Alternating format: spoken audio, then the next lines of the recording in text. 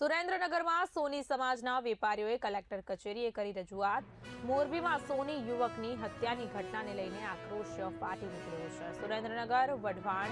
જોરાવરનગર અને રતનપરના વેપારીઓ એકત્રિત થયા છે। આરોપીઓ સામે કડક કાર્યવાહી કરવાની માંગ વિરોધ સ્વરૂપે અડધા દિવસ માટે સ્વયંભૂ બંધ પાડાયો। ચોકસી ટ્રસ્ટી નવનાથ વણિક સમાજ ભારત અને સુરેન્દ્રનગર સોની સમાજ યુવા અગ્રણી 19/2 રોજ તારીખ 19/2 રોજ મોરબી ખાતે સ્વર્ગીય જતીનભાઈ આડેસરાની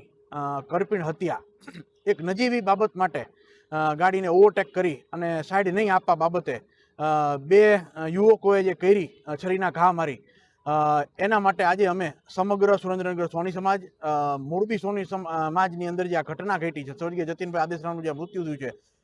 એના વિરોધમાં અહીંયા અમે કલેક્ટર કચેરી ખાતે કલેક્ટરશ્રીના માધ્યમથી ગુજરાત રાજ્યના મુખ્યમંત્રી અને નાયબ મુખ્યમંત્રીને અમે આવેદનપત્ર પાઠવવા માટે આવ્યા હતા। આ સમગ્ર ઘટનાથી સમગ્ર સુરેન્દ્રનગર સોની સમાજ અને સમગ્ર ગુજરાતભરનો સોની સમાજમાં એક ઘેરા શોકની લાગણી પ્રસરી ગઈ છે અને આ સ્થિતિ જોતા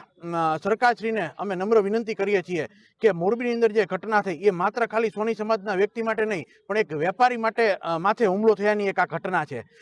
એને કોઈ પણ જાતની શરમ રાખ્યા વગર, કોઈ પણ જાતના વિષયને ધ્યાનમાં રાખ્યા વગર આ બે આરોપીઓ ઉપર કડકમાં કડક પગલાં લઈ અને એની ઉપર કાર્યવાહી થાય એવી સમગ્ર સોની સમાજની અને વેપારી આલમની અને સમસ્ત વણિક સમાજની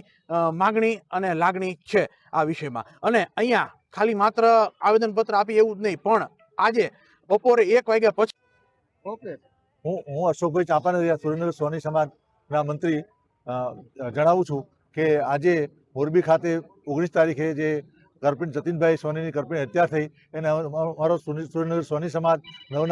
નવનાથ વણિક સમાજ સર્વે વખોડીએ છીએ અને આ બાબતનું લો એન્ડ ઓર્ડર રહે એના માટે અમે સરકારને જણાવવા માટે કલેક્ટર ઓફિસમાં